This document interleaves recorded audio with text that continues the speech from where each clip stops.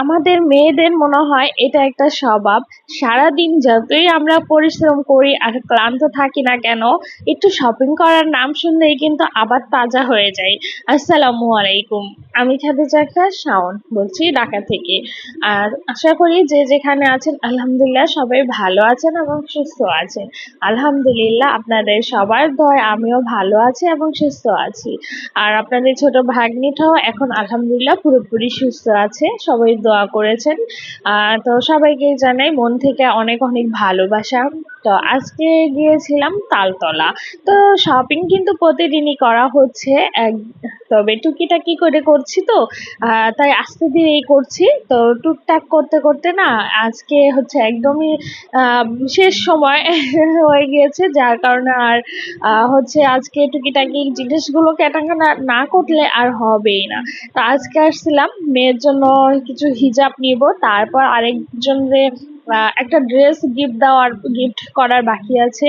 তো এইগুলো ডান করে আমি এসেছিলাম আমার মোবাইলের কভারের জন্য।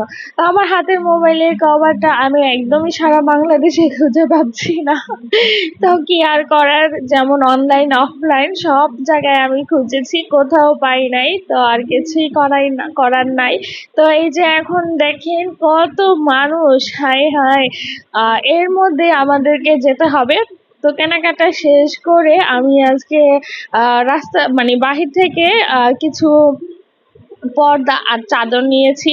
তো এই চাদরগুলো কিন্তু আপনি মার্কেটের ভিতরে পাবেন না। তো যাই হোক, আমি কিন্তু সব জায়গা থেকে কেনাকাটা করি, যেমন মার্কেট থেকেও করি সেই রকম বাহির থেকেই করি। কিন্তু আমি বলবো না যে ভাই আমি বড় লোক বা আমি কোটিপতি, কিন্তু আমি মধ্যবিত্ত।